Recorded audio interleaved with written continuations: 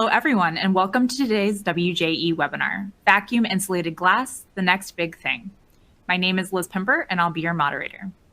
During the next hour, architectural engineers Tony Cinnamon and Sarah Sinusas will provide a brief history of VIG technology, describe the typical makeup of VIG and hybrid VIG units, present thermal performance of available products, and describe considerations for evaluating various products available in the market for both historic preservation applications and high-performance new construction. This presentation is copyrighted by West Janney Elsner Associates. And now I'll turn it over to Tony to get us started. Tony? Thanks, Liz. And thanks, everyone, today for joining us for our discussion on vacuum insulated glass. These are our learning objectives for today. First and foremost, we'll be able to describe the components of vacuum insulated glass, or VIG units, as we're going to refer to them as for the remainder of the presentation. We'll identify some project types where we might be able to use VIGs and where they might be suitable. We'll compare the difference in thermal performance between VIGs and standard insulating glass units that are used today. And then we'll explain and understand the appropriate industry standards, or lack thereof, as we might see, that guide the evaluation of VIG units. So our outline today is we'll go quickly through some architectural glass terminology and some glazing energy performance. And these two are going to they're going to really create the foundation of what we're going to talk about for the rest of the webinar. So it'll be some terminology, some definitions, things like that, so that we're all sort of on the same page. Then we'll get into what is actually vacuum insulated glass, or VIGs. And then Sarah is going to talk about VIG thermal performance. Then we'll dive into a case study, and we'll conclude with some frequently asked questions and also some conclusions on yay or nay on VIG units. So in regards to architectural glass, there are the typical types of glass out there are first one is annealed glass. And annealed glass is generally in the industry and basically throughout construction is what's known as float glass. When you hear that term, it basically means, initially it means annealed glass. That means it's gone through the furnace, it's floated on a bed of tin. That's how it's created. It goes through a cooling process, and then it's cut typically into larger pieces. And then it can be coated, it can be cut further, it can be manipulated, or it can be heat treated. And those are the other two types of glass that we deal with. So heat treated glass consists of either heat strengthened glass or fully tempered glass. And the way that those are heat treated, or the way those are created, is that you take the annealed glass, and once it's cooled and cut into that larger sheet, then you run it through the furnace again, and you run it through, and it's heated up very quickly, and then it's cooled very quickly. And that adds some strength to the glass by adding some surface compression into the glass. And the difference between heat strengthened and fully tempered, as we'll see in a few slides, is really the rate at which that is cooled. If it gets cooled quicker, it has more compression in the outer layer and provides a stronger glass. So to start with, annealed glass, like we talked about, is sort of our typical glass. It's governed by ASTM C1036. You can really kind of do a lot with it after it's fabricated. You can cut it, drill it, grind it, polish it. It's really, at that point, it doesn't have that compression because it hasn't been really heat treated again. The problem with annealed glass is that it breaks into large fragments. So when it breaks, it's very dangerous. It tends to kind of stay in the opening, sometimes not, but it's not considered safety glazing.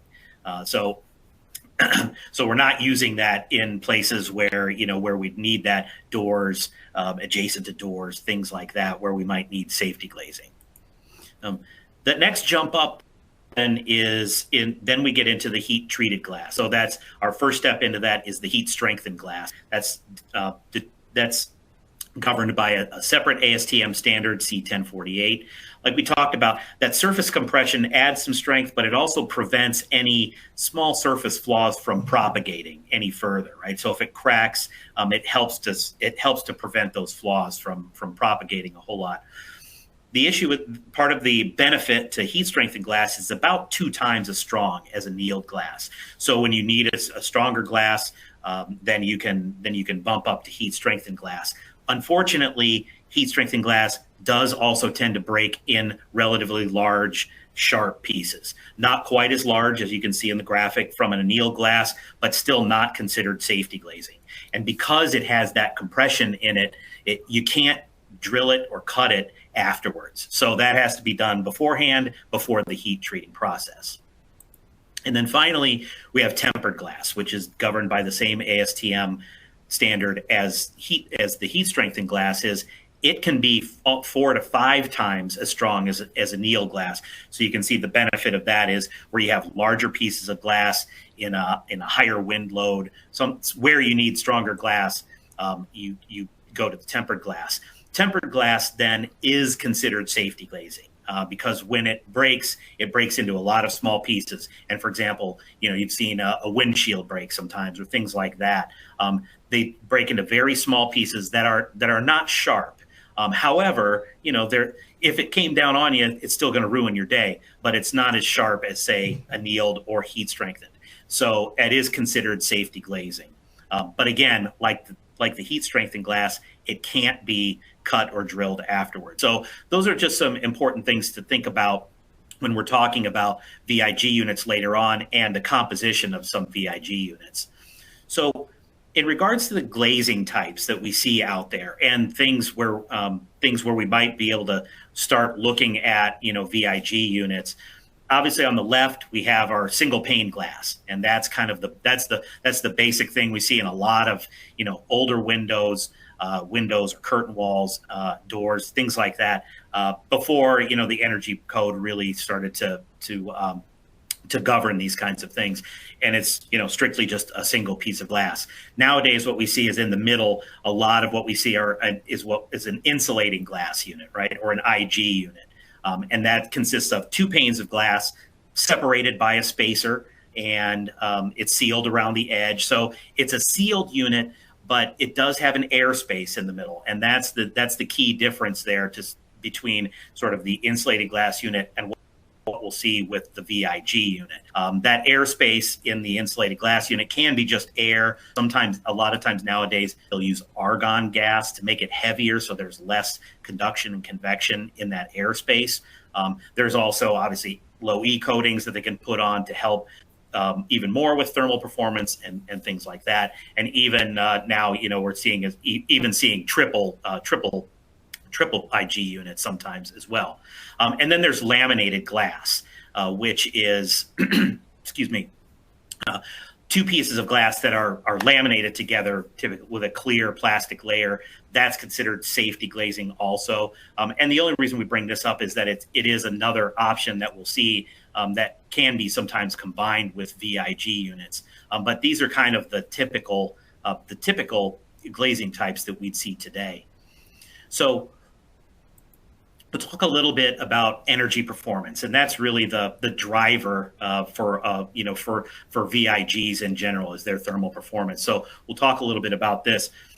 Just some terms that we use in regards to energy performance. One of them, and I think a lot of people are familiar with the term R value, right? And it's a capacity to resist heat flow or non-solar heat flow. The higher the R value you get, the more insulative, right? So if you go from an R20, R30 is better than R20. Typically, we use that R value term a lot for roofing. You see that a lot in roofing, but you also see that sometimes for opaque building envelope components too, whether it's an insulated panel, sometimes precast, things like that. The other term that we use a lot in regards to windows is U value or U factor. And really, again, it's just it's the rate of heat flow through a material or an assembly, depending on what you're looking at. The easy way to think about it is that the U value is really just the inverse of the R value. So the lower the U value, the less heat flow you get, the better you get. This is the term we commonly used for windows, doors, skylights, things like that. And that's the term we'll use most of the time now for describing thermal performance for VIGs and things like that. And then there's the solar heat gain performance, which is a ratio of the solar radiation emitted through a material. That's listed on a scale of 0 to 1. And that's really kind of how much, how much solar radiation you're getting through that glass, through that material, and measures it. And in some climates, you want more solar heat gain. Sometimes you want less. And so that's where some of those low E coatings come into play. And we'll see, low E coatings along with VIGs and sort of hybrid VIGs can really start to benefit energy performance. So when we measure glazing energy performance, this is kind of a bit of an abstract, we realize, but this is kind of how that glazing energy performance eventually gets calculated. It starts out with a center of glass value, which is kind of, if you think about it, it's really that value is independent of anything else that's going on with the window. It doesn't take into account the frame or the spacer or anything like that. So it's a bit of a fantasy value maybe, but it's the way, it's basically sort of how you start the calculation. You get into edge of glass then, where now you're starting to account for the impact of the spacers and the frame components, and now your U value starts to go down. Your U value or U factor is best at the center of glass, and then as you add things in, it tends to get a little bit worse.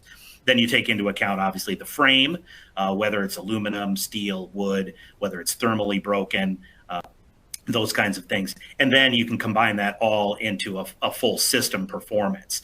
And so a lot of what we're going to look at are the values of a VIG unit, whether or not it's glazed into a system or not, are usually far better than what we're seeing with an insulated glass unit. So what exactly is a vacuum insulated glass unit or VIG unit? In general, it consists of two pieces of glass, and that glass can be there are products out on the market right now that use annealed glass. Some of them use tempered glass. So there are a few different proprietary things out there. So this is a very general graphic of what it might consist of.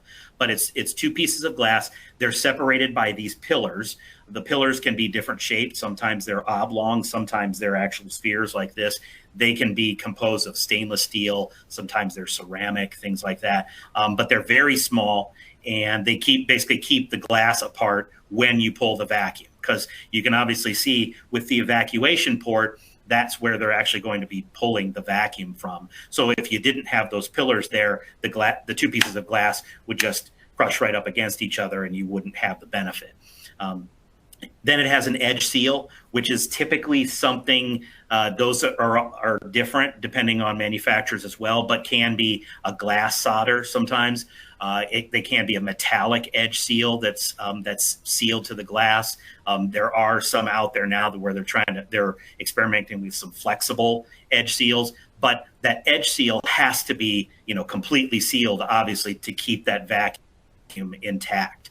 Excuse me. And the other two things, then you have an evacuation port where they pull the vacuum and then they plug it after they're done.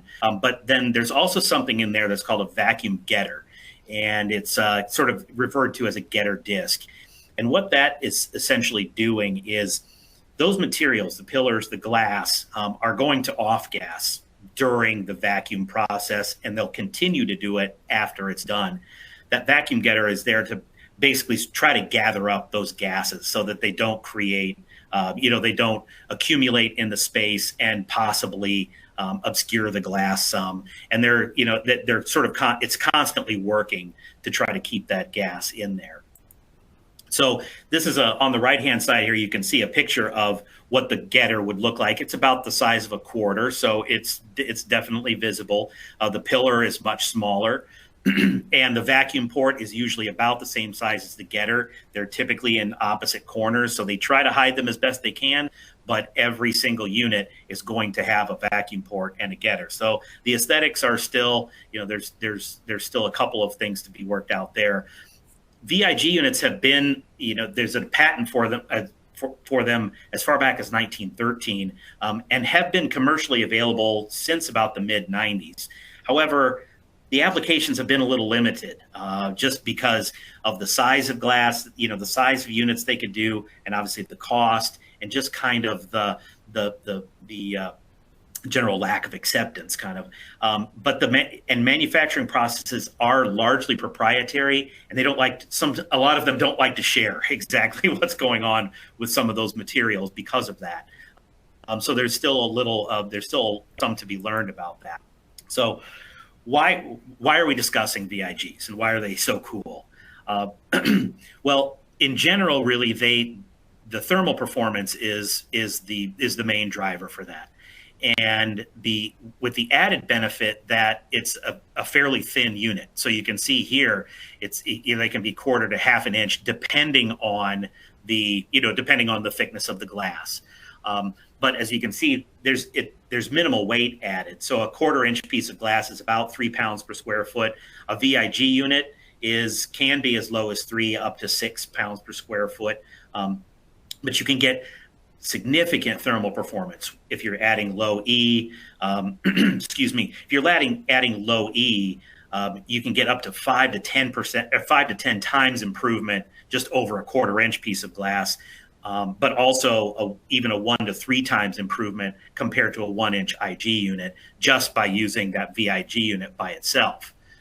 Now, what's started to happen in the industry now is that you're actually combining that VIG unit with another piece of glass in what we've called here a hybrid VIG, which actually combines it into an insulated glass unit or an IG unit. So now you can see the thermal performance of this is really starting to ramp up. Now, these types of hybrid VIGs are still, they're still pretty early on in their development, but they have started marketing those, and you can see it's basically composed like a traditional IG unit would, just using the VIG unit for one of the lights instead of a single pane. So, we discussed the energy performance and even getting to triple panes for some IG units, and I know that some codes, especially on the East Coast, are moving towards net zero and things like that, where we're going to have to start looking at using triple plane IG units. But you could also start looking at these hybrid VIG units, and you can see sort of the difference in how they compare to a traditional IG, a triple IG, and then the hybrid VIG, both in the thickness. The thickness is really no different. The U factor can be quite a bit better with the hybrid VIG, with the weights being pretty excuse me, with the weight being pretty similar to those others, and in fact less than what a triple IG would be. So it's one of those things that we might start looking at as an alternative to a triple IG unit. So Sarah is going to continue here and talking about the VIG thermal performance. Thanks, Tony. So to talk about thermal performance, we're going to start by just kind of doing a refresher on the modes of heat transfer. And there are 3 modes of heat transfer: conduction, convection, and radiation. And the graphic that's on the screen right now, I think, does a decent job of kind of allowing you to visualize them. But the simplest one to kind of wrap your head around is conduction, right? That is the transfer of heat via direct contact. So that's you putting your hand on the handle of that pot. The second one is convection, and that's energy transfer within a fluid or gas via particle movement. So picture, having your hand hovering just above the top of that pot of water. And then the last one is radiation, which doesn't require any physical contact. It's heat flow through an empty space via electromagnetic waves. So one easy way to think about that is when you're standing outside on a sunny day, and then you move under a tree into the shade, the temperature of the air doesn't change, right? But you suddenly feel a lot cooler because you're no longer under the sun's rays. So in a typical 1-inch IG unit, this is a graph that shows the breakdown of how energy is transferred through the center of the IGU. So this is a 1-inch IGU with argon and a low E coating on the number 2 surface. And you can see that the majority of heat flow occurs through conduction. So whether it's air or argon, all materials, just like your roofing insulation, have a conductivity. And so theoretically, if you increased the size of that air gap, you would be limiting conduction, right? Just like adding more insulation to your roofing assembly. But the downside when we're talking about a gas is that we'd then be introducing more conduction, more ability for that air to move around. So through research over the years, right, the industry has narrowed in on what the most efficient ratios are and size of that air gap for different gas fills. So for example, for air, about a 1/2 inch is that ideal size. For argon, it's just over a 1/2 inch, and then for krypton, it's smaller, right? And then the rest of heat transfer occurs via radiation. And so the whole concept behind a VIG unit is that there's a vacuum space. There's no gas space and therefore no heat transfer via conduction or convection. So the only heat transfer is through radiation. And therefore there's quite a improvement in thermal performance. Of course, this is idealized, right? Center of glass. And in reality, we have little pillars that help hold the lights of glass apart that are little thermal bridges. And of course, also, we don't have a perfect vacuum space. So what you're seeing on the screen right here is a table that is showing 4 examples of products that are currently available in the United States, commercially available. And you can see that there's a range in performance, ranging from about a U factor of 0.25 down to 0.09, so R4 to R11, right? And the solar heat gain coefficient varies largely depending on the low E coating. Max size is different, and that's just a fabrication item. And then lastly, the glass type varies. So the 3 that we have listed on the screen, 4 that we have listed on the screen, 4 of them use annealed glass. 3 of them use annealed glass. The 4th one uses fully tempered glass. And the advantage of fully tempered glass is that the glass is stronger, right? So those pillars can be spaced further apart. And further apart pillar spacing improves thermal performance. So as with all products available, the performance varies depending on the specifics of that product and manufacturing differences. And that's the same with VIG. And there are a few key attributes of the vacuum insulated glass unit that impact thermal performance. The first one is pillars, right? Again, those pillars are little thermal bridges. They may be sphere shapes, they may be oblong spheres, cylinders. Sometimes there's a grouping of 3 small cylindrical or spherical pillars. It varies by manufacturer. And the spacing of those pillars also varies. In some units, the spacing is as close as 20 millimeters on center, or about 3/4 of an inch. In other cases, we're seeing up to about 60 millimeters on center, or about 2.5 inches. There's been some studies done that in order to kind of replicate the performance of a triple glazed unit, you need to get to at least 40 millimeters on center. So that's one thing that varies between manufacturers. The next is a vacuum pressure and the ability to maintain that vacuum pressure over time, right? And this is no different than like your vacuum insulated water bottle. Over time, as Tony mentioned, right, if materials are off gassing, that vacuum pressure can lessen because it's less of a vacuum. And so the manufacturer's proprietary process for essentially like pre-treatment of those materials is critically important to how the unit maintains its vacuum pressure over time and therefore maintains its thermal performance over time. The next one would be low E coatings. And this is really similar to IGUs in that there are a variety of low E coatings on the marketplace and a variety of low E coatings that fabricators are using within these vacuum insulated glass units. And then lastly, edge seal construction. Edge seal construction, right, has less to do with thermal performance of the unit because these other factors are talking about center of glass thermal performance, and edge seal, I think, arguably has more to do with durability. But in general, pretty much all, dare I say, all edge seals are conductive, right? Whether it is the edge of glass offset slightly and a glass solder joining the 2 units, or a metal edge seal between the two units, or some sort of proprietary flexible edge seal. They're all conductive, and we'll see that through the case study. So one thing you may be asking yourself is, what exists in terms of industry standards? I talked about how there's a variety of performance levels depending on manufacturer, depending on these different attributes.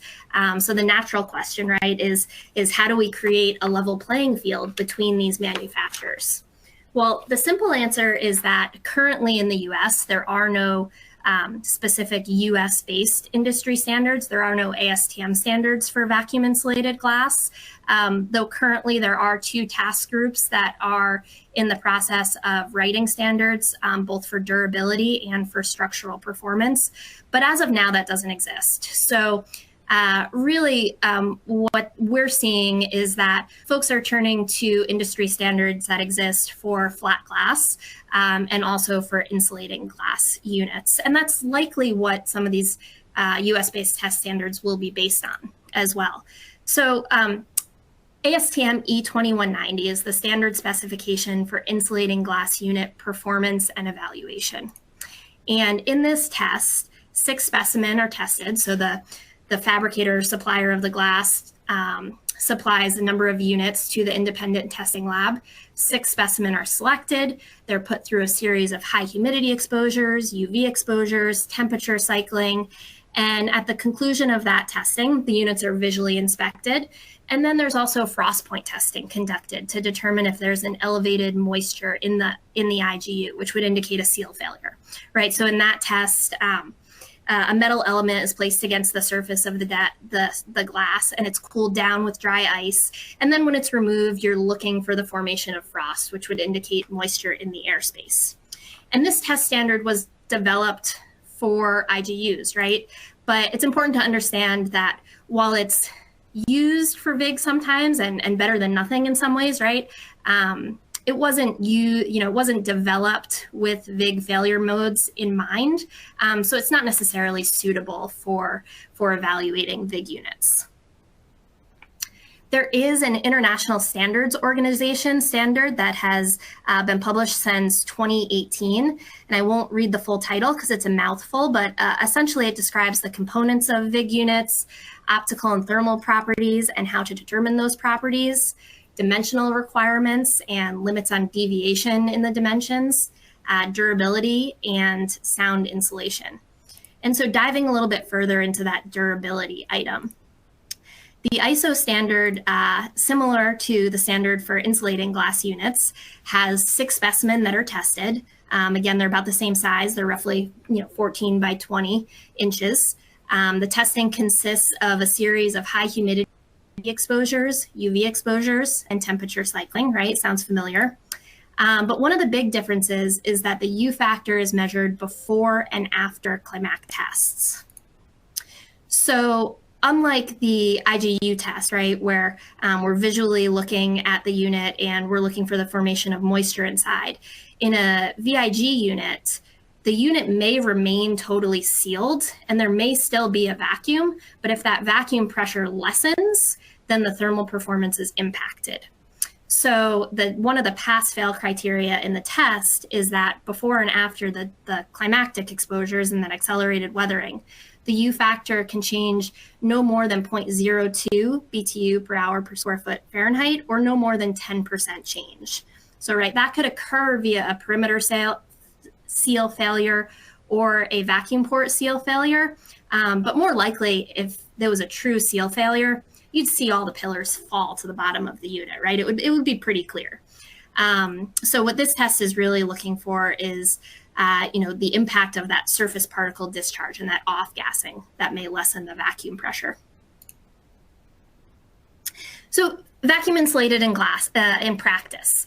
We're going to talk about the case study project, but before we do so, it's important to kind of put vacuum insulated glass into perspective.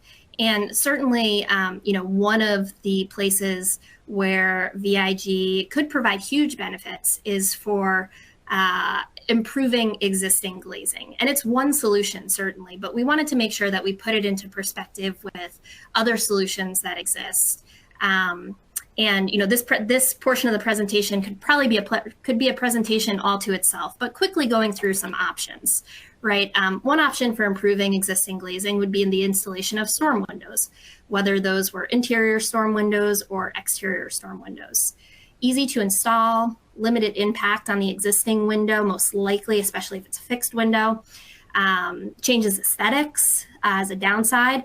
There's the potential for condensation to form in that interstitial space between the original window and the storm window. And then lastly, if your original window was operable, if you're installing a storm window, that can impact operability. Another option for improving existing glazing may be an applied film. So a solar control film, we often hear these called, right? Easy to install. Usually these are installed on the interior of the window where you have access, right?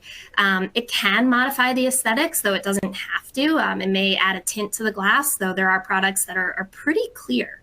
Some of the downsides: limited performance improvement, the potential to increase the probability for thermal stress breakage, especially if the existing glass is annealed. And then lastly, durability concerns. These types of films are susceptible to scratching and peeling over time. Another option may be to reglaze with a better performing IGU, or with an IGU in general, right? That's certainly something that's been done in the past, improved thermal performance, but the downsides may be that you're adding weight. The glazing pocket may not be able to accommodate that added thickness of the IGU. A new option, right, or I'll call it new, even though VIG has been around since commercially available since the mid-90s, would be a VIG retrofit. Improve thermal performance. It can fit into the existing glazing pocket most likely, but some of the drawbacks, and we'll go through some of this at the end in our conclusions, is just the lack of track record and the cost. And then lastly, certainly another option, right, window replacement, improve the performance, option to change aesthetics, which could be a positive or a negative. But window replacement, as most of us know, is disruptive and can impact the adjacent materials. So to dive deeper into the case study project that we're going to talk about, this is a project where VIG was considered for the retrofit of a curtain wall.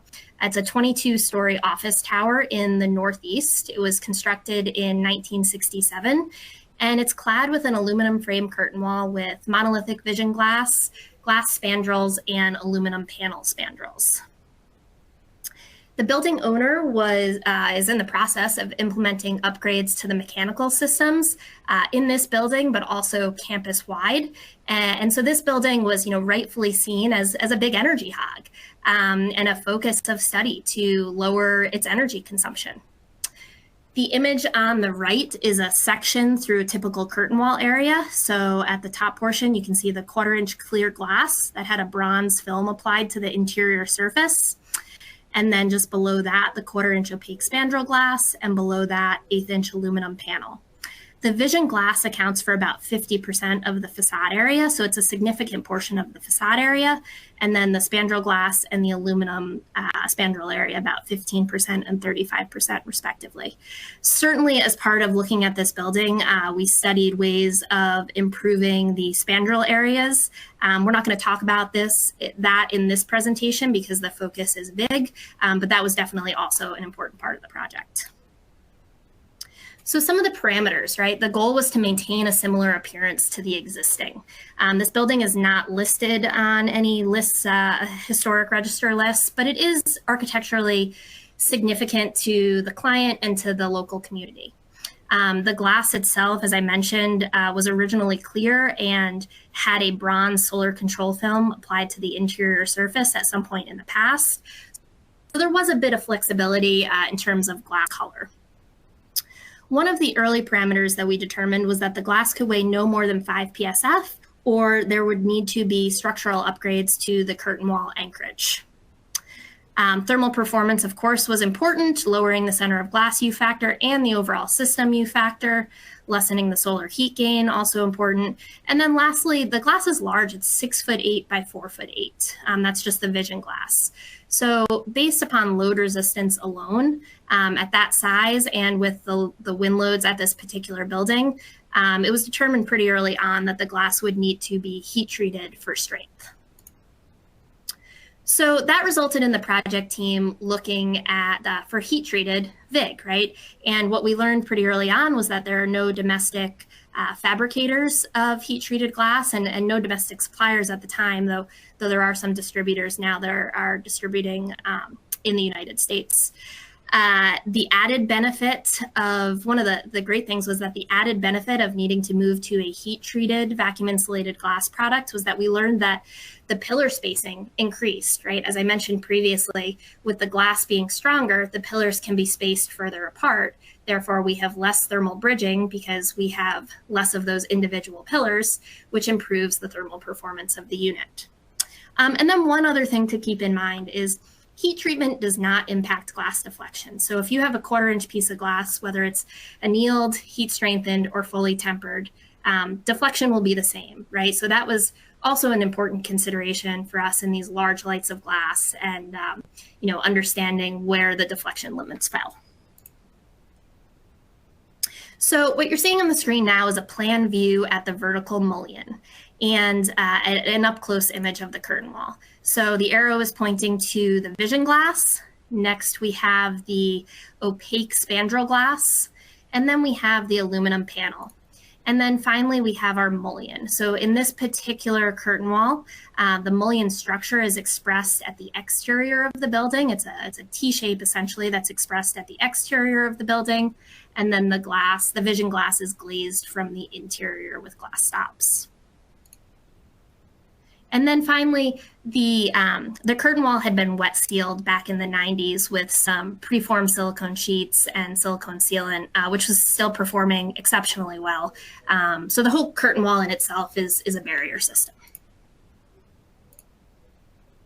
So this is jumping to the retrofit, and then we'll walk back kind of how we got there, right? But the retrofit consisted of the installation of vacuum insulated glass into the existing glazing pocket.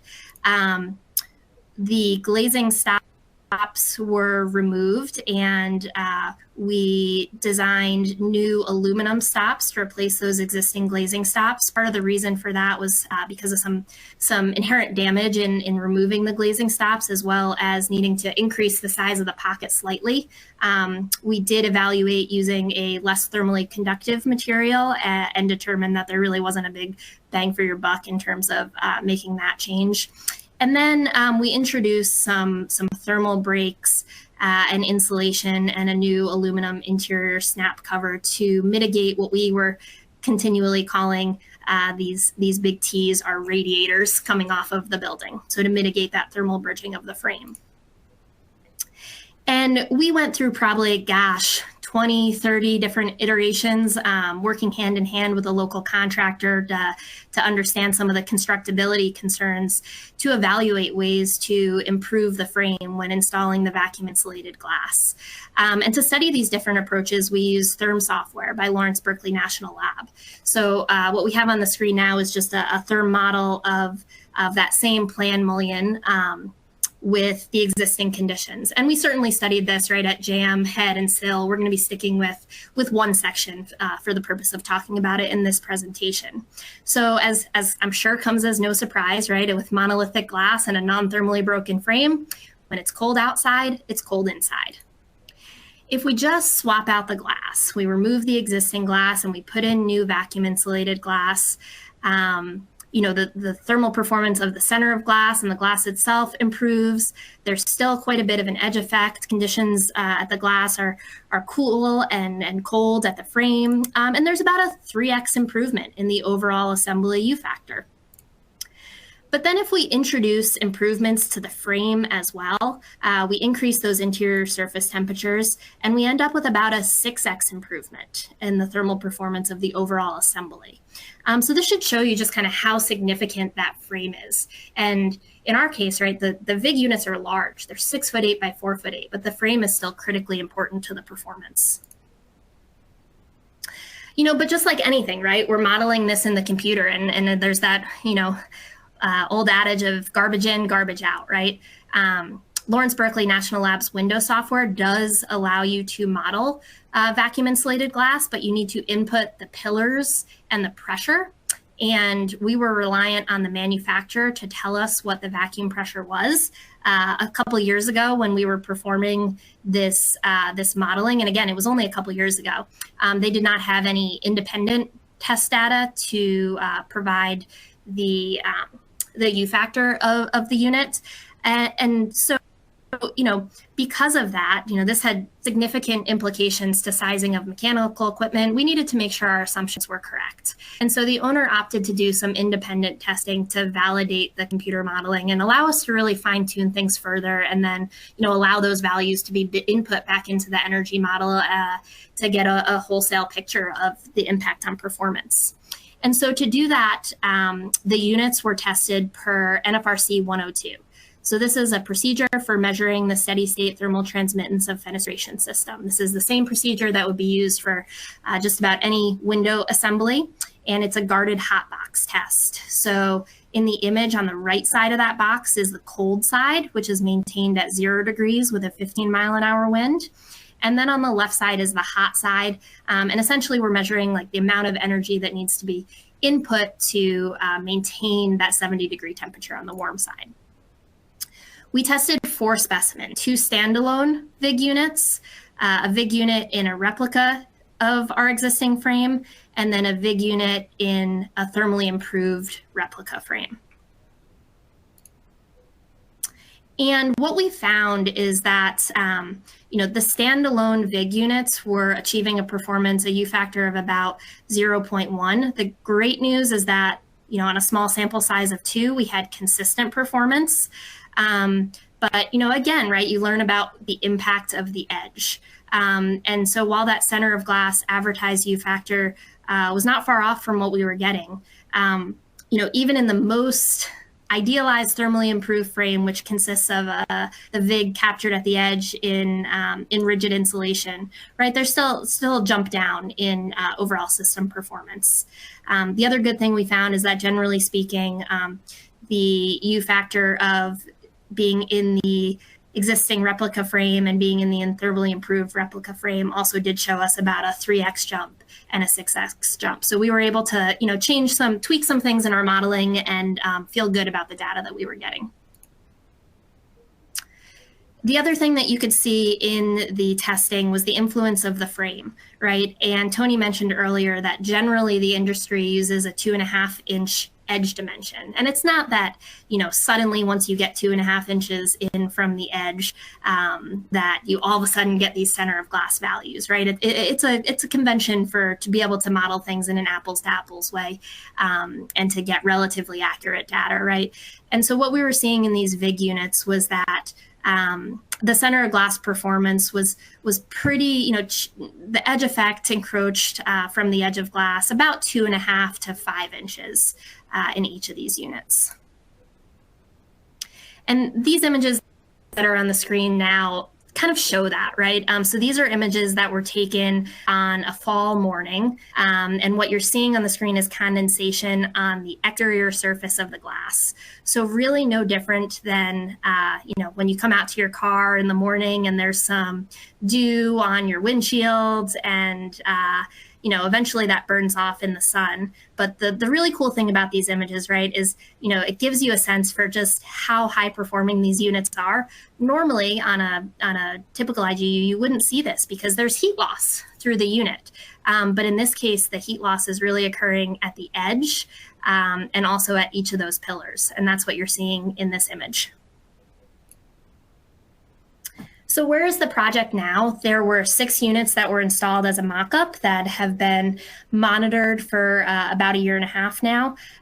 What we found in that installation was there were some deviations in pillar spacing, some quality control items to be addressed. And really they're just being monitored by the owner. And in the meantime, we've continued forward with full construction documents, and that introduced, right, certainly analyzing the existing curtain wall further and making sure the elements of the existing curtain wall were stiff enough for the vacuum insulated glass to be installed in. And at this point, we're in kind of a wait and see if the owner decides to move forward. So I think, there's probably a lot of questions that we have not quite answered. Hopefully you've gotten a good introduction to what vacuum insulated glass is. And we thought that we could preempt some of those questions by kind of hitting on a list of frequently asked questions. So the ones we're going to cover now, and then we'll certainly take questions after, are related to acoustics, warranty, cost, if the VIG units can be laminated, if there's guidance for structural design, and then any special considerations relative to glazing. Thanks, Sarah. So first FAQ is, I've heard vacuum insulated glass provides acoustical benefit. Is that true? I guess the answer is like with a lot of things, maybe. It really sort of depends on, what you're comparing it to. If you've got a 1/4-inch piece of glass, then yes, it's better. In some cases, though, then when you're comparing it to, say, a 1 1/8-inch IGU, it's not as good, by itself. And then when you're talking about laminated lights, again, it can be hit or miss. And then again, depends on whether you look at the STC or OITC. So I don't think it's necessarily something you would use for a strict acoustical benefit, but more, like we said, the real driver is more of the thermal benefits of the unit. All right, our next one is, what's the typical warranty period offered by most manufacturers for their vacuum insulated glass products? Most manufacturers that we've seen are offering a warranty ranging at about 10 to 15 years for their standard warranty. Some will offer 20-year warranties for their more, what they term kind of their premium products, or to potentially, sell the product. One thing to keep in mind is that just like IGU warranties, if there's water in the glazing pocket, that may void the warranty.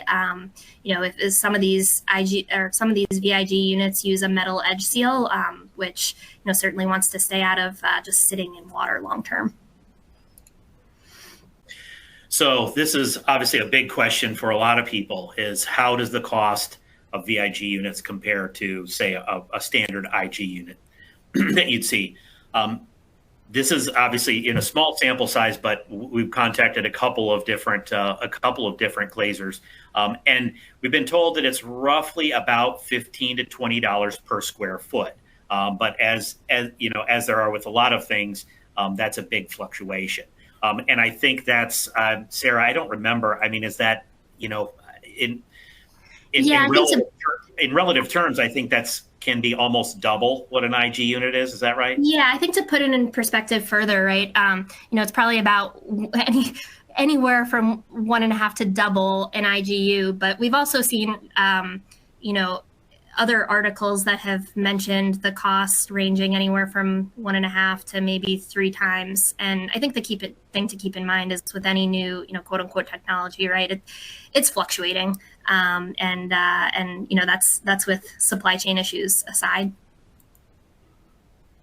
So the next one, can vacuum insulated glass be laminated? So for example, if you wanted to use it in a skylight application, or if you were looking at an annealed product where safety glazing is needed. The answer to this is yes. We've seen it being offered most commonly with fabricators that supply vacuum insulated glass that's annealed. So the answer is kind of some, but I would say not most manufacturers can fabricate laminated glass with VIG. But take this answer as a point in time, right? The fabricators are constantly coming up with new products, right, to meet demand. So is there any guidance for structural design of VIG units? The quick answer is no. As Sarah said, right now there are no ASTM standards for it. However, they are working on it. But one of the things we did want to mention is that we are actually doing some research on VIG units in our lab. up in Northbrook, Illinois, where our headquarters are. And so we're doing some actual structural testing. We're checking deflection, center of glass deflection. We're also measuring strain. We're running it through various cycles, various pressure cycles. We're also going to be doing it under temperature differentials as well. So we're hoping to get some good data out of here. But as of now, I think what a lot of manufacturers are doing are either sort of taking a glass strength, a specific glass strength, and then reducing it by 20%, or say using an equivalent, single monolithic piece of glass. So for example, if you have a VIG unit that's composed of a 4 millimeter by 4 millimeter pieces of glass, two pieces of glass, maybe for a total of 8, then maybe they would use a 6 millimeter as the monolithic equivalent. So there isn't a whole lot of data out there right now, but there are various entities that are doing some testing to try to get some more data in hopes of getting these standards going. Are there any special considerations relative to glazing? So everything that we have learned really is to continue to follow the Ghana glazing manual, right? And similar industry guidance in terms of face clearance, bite of the glass, edge clearance. Some manufacturers do provide, so the image on the right is from one VIG manufacturer where they do provide some specific guidance relative to the use of VIG if you have glazing putty. And I would heed these recommendations, right? I mean, we're working on, or we're involved in one project where there was glass breakage with VIG. And one of the primary contributors is that they, tries to quote unquote squeeze the VIG unit into the existing glazing pocket and didn't follow industry guidance for that face clearance, that face dimension. So because you have a rigid edge seal potentially, right, when the glass deflects, there's not a ton of flexibility at that edge. And so it creates a bit of this, concave or convex shape. We believe that was leading to quite a bit of glass to metal contact under higher wind load events when there were cold temperatures. There seemed to be a correlation there. So keep in mind, right, that, kind of squeezing it in to an existing glazing pocket, if you're now not following Ghana recommendations and best practices, may not be the best decision. So some conclusions, and then we'll take some questions. Why VIG? Certainly the potential to retrofit building with large lights of single pane glass exists. Because the glass may be a similar weight to the existing glass, there's likely limited need for structural retrofits and significant improvements to thermal performance and building and reduction in building energy consumption. The other one is for new construction, right? Potential to further improve thermal performance of new glazing assemblies, reducing the assembly U value, reducing weight compared to current high performance triple pane glass, and certainly the trickle down effects that can have in terms of the building structure and overall building costs. And then of course, reducing the mechanical, the loads on the building mechanical systems. Why not VIG? The first one has to be, right, unproven domestic track record. Vacuum insulated glass has been sold in the US since the mid-90s, but most newer manufacturers, fabricators, many of the international fabricators have only been around since about 2015. And so while there's many installations overseas, particularly in Asia, it's just not a long track record. Economic viability, we mentioned the cost previously, but certainly VIG is still more expensive than other traditional means of improving glazing. The edge impacts are similar to traditional IGUs. So if you're considering VIG for, let's say, a retrofit project that has a lot of smaller divided lights, we don't think it's a particularly suitable application, right? You're not getting a lot of that center of glass value. So you're not getting a lot of the benefit of the vacuum insulated glass. And likewise, as we saw in the case study, the frame has a significant impact. Also important to consider the impact of the frame and air leakage through the whole assembly. So for example, if you're considering this for a retrofit project for some historic operable windows, if you don't address the air leakage first, then you're kind of throwing money at a problem without fixing one of the primary problems. And then lastly, aesthetics. The pillars are visible. They are small. We had some images of them. It's hard to get a great image, especially if you're standing far away, because they are small. But if you're within a couple feet of the unit, you do see the pillar. You can also, if you're paying attention, see some distortion in the glass as it deflects between the pillars. So there can be a bit of distortion that's noticeable. And then, the getter is usually small and in the corner, and the vacuum port, though there are some products on the marketplace that are being fabricated in a vacuum chamber. So they are eliminating the vacuum port. The vacuum port is essentially the edge seal, but, certainly important to consider the aesthetics. And that is all we have. Liz, I'll turn it back over to you for some questions. I think we have a little time. Yeah, we do. Thanks, Sarah. And thanks, Tony. Okay, our first question. I think of this as having a useful application in historic windows with thin mullions and muntins that cannot accept thicker glass. Do you see this as a major use of VIG?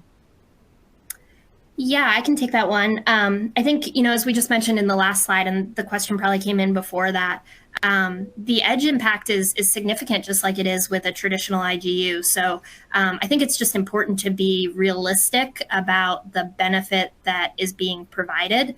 There's certainly benefit being provided if we're comparing it to monolithic glass. But if you're thinking that you're going to get that full center of glass U value, then that's, I think, mistaken.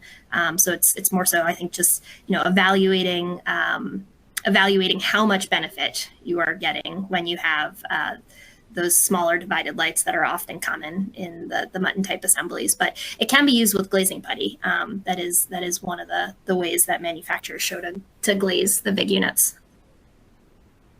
Okay, a related question.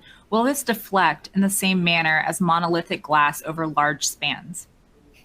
I'll go ahead. I'll take that one. So we have found so far in the testing that we've done in our lab that yes, it deflects very similarly to what you would expect.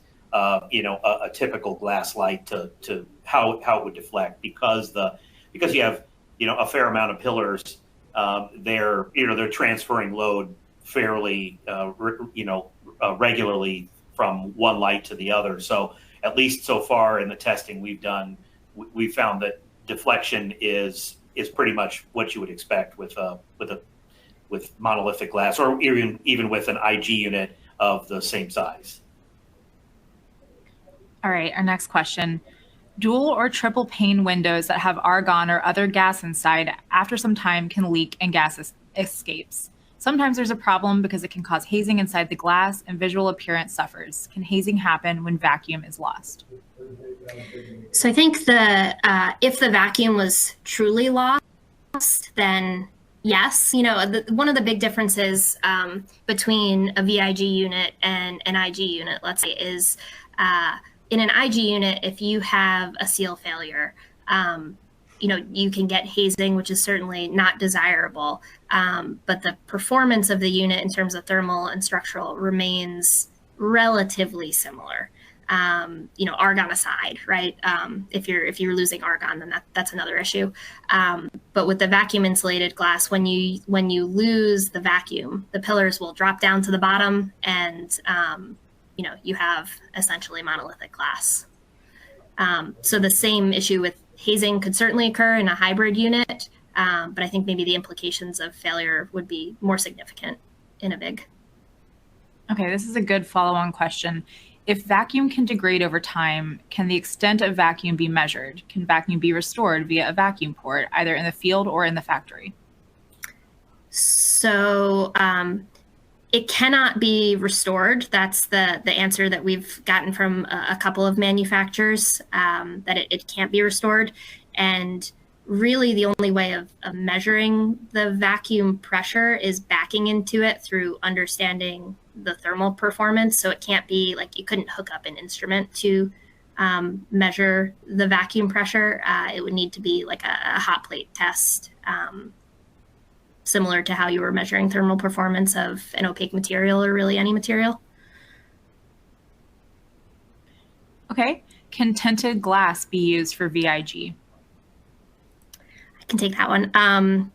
Yes, but there are many limitations. I do know of at least one or two suppliers that are offering bronze glass in their VIG units. We also know of one that was asked to offer bronze, and they said, sorry, we don't do that. So it's on a case-by-case basis. But you certainly don't have all of the options that exist with IGUs. Okay, can VIG be competitively bid? Are there enough suppliers and manufacturers out there? I think so. I think it's growing, and the manufacturers may not be all apples to apples at this point in terms of their track record, but I'll say there are at least three, and likely more than three that I think could be suitable bidders. Okay. How does the vacuum affect the appearance in terms of distortion, improved or worsened? So in order for the pillars to remain in place, the glass, if we're talking about fully tempered glass and annealed glass really, has to be extremely flat. But there's different issues with distortion just in terms of seeing, I think I mentioned this before, but seeing, you can kind of see the slight deflection of the glass in between each of the pillars. But just given, so far, Tony, I don't know if you have, but so far we haven't heard of issues with, maybe the traditional roller wave distortion, but I would take a guess that that's probably because they have to have some pretty tight quality control on the flatness of the glass.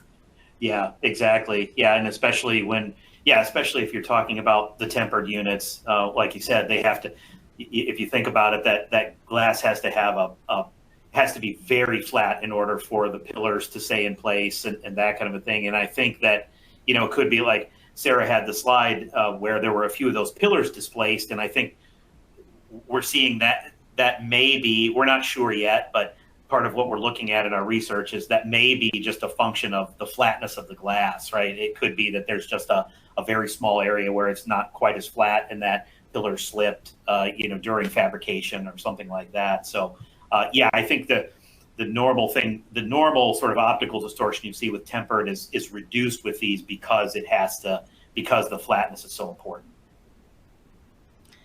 Okay, we've got time for two more questions. The next one is, what causes the deviation in pillar spacing that you mentioned? Did that occur during production, or did they become displaced afterwards? Do the warranties cover the pillars staying in place? So I'll start, and then Tony, I'll let you take it. We've seen some literature from fabricators where they actually provide, an allowable tolerance in terms of pillar spacing. So kind of how far out of a grid-like pattern the pillars can be. The units came out of the crate with the pillars displaced. So our suspicion is they've been like that since the time of fabrication. And then Tony, I'll let you take it from there. Yeah. So just to follow up on that, I think, same as what we're seeing in the units that we have, that they come out of the crate like that. So I don't think it's necessarily something that happens in service. And it's just, there are some manufacturers that have tolerances for their pillars and their pillar spacing, and others that don't. So again, it's really kind of it's a proprietary thing that the manufacturers, some manufacturers tend to hold pretty close to their vest. Yeah, and one of the pillar spacing, I don't remember if I said this or not, but in the case study project, the pillar spacing was off enough that we did have an area of one of the units where the two lights of glass were touching. And you could kind of see that Newton ring effect. Our hypothesis is, that will probably lead to, or may lead to some corrosion or at least durability concerns with the low E at that location. So something to certainly be worked into specification or early conversations on quality assurance. All right, we'll squeeze in one last question. Do VIGs reduce surface temperature on a temperature-sensitive floor covering, i.e., do they reduce infrared light from direct sunlight? Can you say that again, Liz? Sure. Do VIGs reduce surface temperature on a temperature-sensitive floor covering, i.e., do they reduce infrared light from direct sunlight? So I think that would depend on the low-E coating that is included in the VIG unit.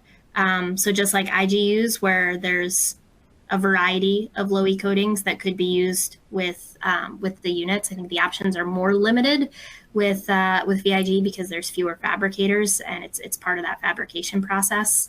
But it'd be a case-by-case basis related to the solar heat gain coefficient. Okay. That is all the time that we have for questions today. Thank you, Sarah and Tony, for the great presentation, and thank you all for joining us. We hope it's been educational. If you have any questions about today's presentation, please don't hesitate to reach out to Sarah or to Tony.